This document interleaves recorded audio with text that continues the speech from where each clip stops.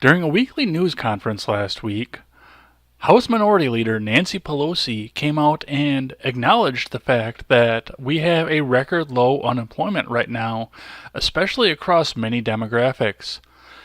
And in true Nancy Pelosi fashion, she still had to acknowledge the fact that she still considers there to be something wrong with our country and our workforce.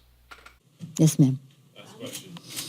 The unemployment rate in May was 3.8%, the lowest it's been in 18 years. Is that good news? Well, as I said, unemployment rate is one indication. The fact is, and this has happened before, that people say, oh my goodness, that people are saying the unemployment rate is down. Why isn't my purchasing power increasing? So this isn't just about the unemployment rate. It's about wages rising in our country so that consumer confidence is restored, because our economy will never fully reach its possibilities unless we increase the consumer confidence, and that can only be increased by the better deal, better jobs, better wages, better future, and lowering costs to families, whether it's prescription drugs, by really lowering the cost of prescription drugs, and that list goes on. This is one unusual time, and I follow it closely, where the unemployment rate is down, but the dependence on subsidies, whether it's food insecurity, housing subsidies, and the rest, has not gone down because of the wage stagnation. So in terms of the financial stability of America's working families, unless we have an increase, a very significant increase in wages and bigger paychecks, we were going to increase the frustration of America's families, because they'll be saying, hip, hip, hooray, unemployment is down. What does that mean to me in my life? I need a bigger paycheck. And that's the apprehension that American families have had for a while and continue to have, and that we must address. So when we're talking about this, it's not to increase more jobs so that we can subsidize more low-paying jobs by public investment in housing support and food support, and the list goes on, but to have living wages for people. Justice, economic justice, social justice. It's a very important value that America has. Thank you all very much. Pelosi, during the meeting, is quoted as quoting, in fact, her constituency that, oh my God, the unemployment rate is down. Why isn't my purchasing power increasing? Pelosi went on to say that even though we have record low unemployment and there are record numbers of people that are working, our purchasing power has not increased and wages remain stagnant. Now, I definitely understand the fact that California exists in a completely different economic system than the rest of the country, and there are a lot of factors that go along with that. I'd like to touch on that in a different video when I talk about the fact that California is trying to split away from itself. But for now, I just want to say that economically they're very different from the rest of the country, and looking around myself in middle America right now, I can only see evidence that consumer confidence and purchasing power are vastly increasing, and wages are skyrocketing right now. Before I sit down and talk about some of the boring numbers that go along with the economy, the unemployment rate, and what I predict to come in the future, I just want to sit down and talk about some of the things that I've seen over this past year, and maybe even over the past 2 years when it comes to our economy, and just some observations that I have seen thus far. In January of 2018, I had a life change happen to me. I don't want to discuss that currently, but what came out of the life change is the fact that I decided to sit down and enter the housing market for the first time in my adult life. I decided that I wanted to purchase rather than rent a home, and I started looking at homes to rent. Now, when I came into 2018, I was running across a large amount of homes that had been on the market for 30, 60, 90, and in some cases even 150 days. They were decent homes. They were maybe a little bit overpriced by asking price, but for the most part, they were just kind of sitting there and not moving. While I have the income and the budget to go out and buy a house right now, I don't quite have the credit yet. I'm working on it, and I don't need to bore you with the details of that. But what I did notice as I was going along is that some of those houses, actually everything I've looked at thus far, has already been snapped up in the housing market. Some of them went for over asking price, even though some of the asking prices were a bit excessive at the time. It almost seemed to happen within a month or two. All the houses that had been on the market for 2 months to 5 months were suddenly gone. And that's the thing that really speaks to consumer confidence and what the markets are really showing outside of the California bubble and the economy that they put forth. I do want it to be noted that Nancy Pelosi is one of the only Democrats out there that is saying that the economy is bad at this point and wages are stagnating. A lot of Democrats across middle America are seeing the economic boom, seeing the jobs numbers, and seeing wages skyrocket, but a lot of them are trying to attribute the success to the Obama economy, even though it's been 2 years since there's been an Obama economy. So I'm sorry to tell you this, Nancy, but you're kind of alone in this belief that our economy is currently tanked. A lot of middle America is seeing the growth and the boom, and they're trying to push their lives forward before more people like you come into power and tank us again. I do want to take some time right now and talk about our economy and the numbers that are circulating around about it, and really show statistically what's going on in this country currently as far as wages, wages to come, and consumer confidence in places that are not Los Angeles. Now, there are two numbers that need to be talked about when we talk about jobs and consumer confidence in our country: workforce participation and unemployment.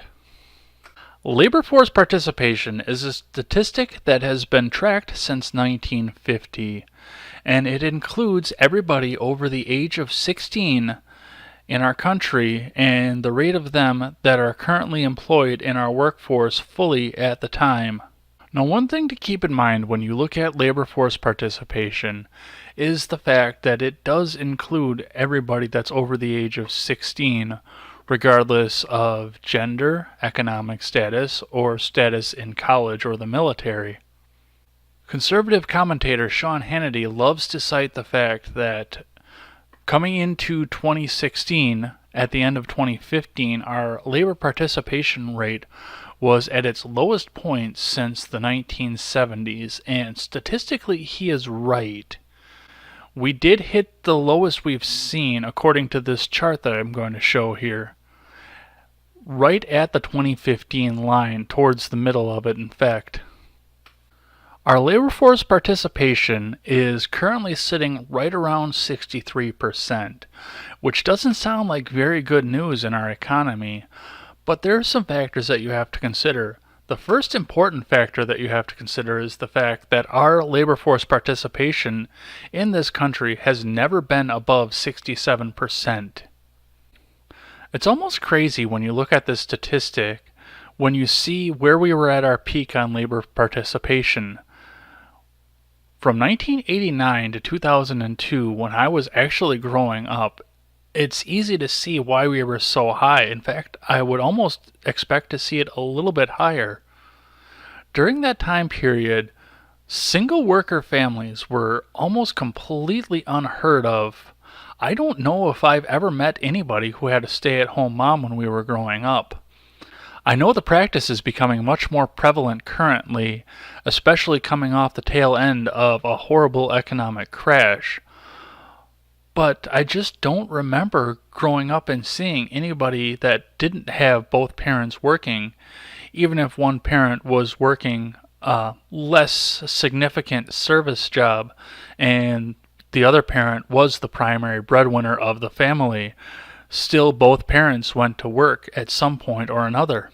But there are numbers that keep this factor low. First off, Not every parent expects his or her children to go out and get jobs when they're still in high school, and in some cases, even in college.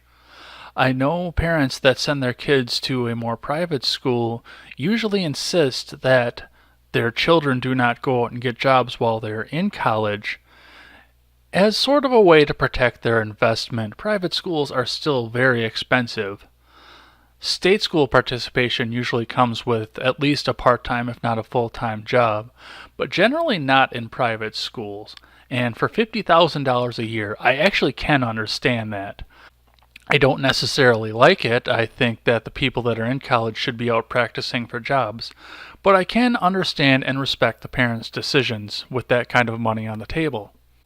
And of course, as I mentioned before, single worker households are definitely on the rise right now. I hear a lot of people talk about the fact that they are stay-at-home moms. And the last time we saw a lot of stay-at-home mothers in the house was back in the 50s and 60s. When our economy was really good, wages were incredible, and only one person had to work to keep that house in suburbia with one car in the driveway. So labor participation, as much as people like to cite that it might be a problem, I do not see as any sort of a problem as we're going along. We're actually pretty close to our peak, and there's a good chance in the coming years we could start jumping back up to that peak. The other number that's going along with our economy right now in consumer confidence is the unemployment rate, what Pelosi cited in her news conference last week, Thursday. Currently, our unemployment rate in the United States is at 3.8%, and it's important to keep in mind the fact that full employment does not mean 0% unemployment. Usually, economists like to say that full employment in a country or an economy is between 3.5% and 4% employment, which means that we are skating on the razor's edge of full employment if we're not already there. The low unemployment rate usually accounts for people who are no longer a fit for a job and are currently seeking other work, and it just shows that all of the resources are being properly allocated in an economy at the time.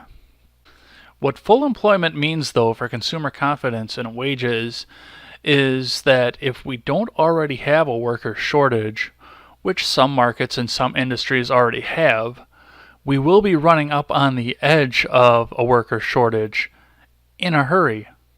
I personally work in the automotive repair industry, and in the city that I work in, all of the big truck dealerships except for one have built a brand new building with huge amounts of bays, and there just aren't enough mechanics to fill those bays and keep trucks rolling in and out of them in a timely fashion.